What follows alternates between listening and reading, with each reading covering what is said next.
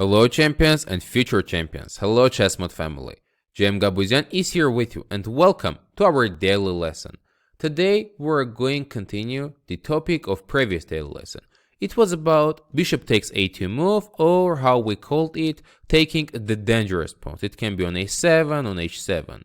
At this position, white bishop on e3 is aiming at pawn on a7, and it's white to move now.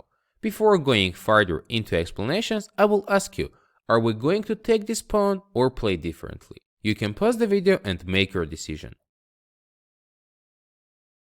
In the previous daily lesson, we have seen a situation when capturing the pawn is very dangerous. It's also dangerous this time, but as I mentioned in previous one, it's very important to calculate all of the options, trying to make sure, can we take this pawn or we cannot. In this game, white is able to take. Now we want to go back with the bishop. Black has to play b6, trying to lock it on the queen side. Black wants to go king d7 and rook a8, winning the piece. We need to release it, and white instantly starts playing a4. Now we are aiming for a5 and trying to break opponent's pawn chain. King d7 and a5.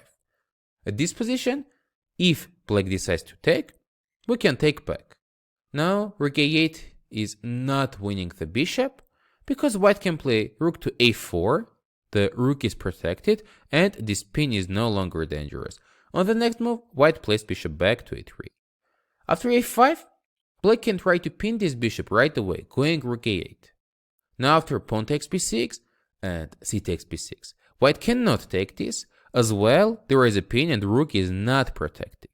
But white's playing same rook a4 move, and unluckily for black, even though there is pawn on b6, they cannot trap this bishop.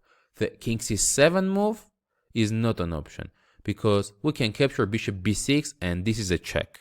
Black cannot take, we're winning the rook. Otherwise, in this position after rook a4, white is still winning the b pawn and staying with two extra ones. This means that the beginning bishop a7 is working out in this position. Now, let's go ahead and see another example. This time it's black to move, and we have bishop on e6 aiming at a2 pawn. You might be guessing what's your goal, but I will clarify it for you. Try to pause the video and figure out whether capturing pawn is a good option or it's not working this time. If now black takes on a2, white has to play b3. And this bishop is locked. Black doesn't have any pawn on the a file to make a4 moves and release this bishop. As well, for c5 and c4, black is not on time. On the next move, if we go c5, white will play knight to c3 and our bishop is trapped. This means after b3, another decision is required. Since we cannot break through this pawn, we'll try to break through the other one on c2 because it's not protected. And here black plays bishop b1 move. Now white cannot move this pawn because after c3, pawn on e4 will be lost as well. That is the reason, after bishop b1, white has to play knight e3, and the same threat of knight c3 appeared. We are not on time for the pawn moves, and here as well, I will offer you to pause the video and make a decision what to play. As we can understand, knight on e3 is the defender of c2 pawn. We need to distract this knight. If now black goes bishop to h6, it's not so great, because white can continue with knight c3. And after bishop e3, knight b1. Even though black's staying with an extra pawn, those are the opposite colored bishops, and it will be very difficult to win this position, although there is some advantage. After knight e3, black has much stronger option available. They can go knight g4 and try to distract this piece with a knight. What is the difference? If now white goes knight c3, we take on e3. But after knight b1, pawn on c2 is being lost as well, so now black's getting opposite colored bishops with 2 pawns advantage. For this reason, after knight g4, white has to take, and we take back. Now there is no way to protect the pawn on c2, and black is staying clearly pawn up. Another time we are seeing how capturing the dangerous option is working as well. To summarize this, I can tell you what I've said in the previous daily lesson.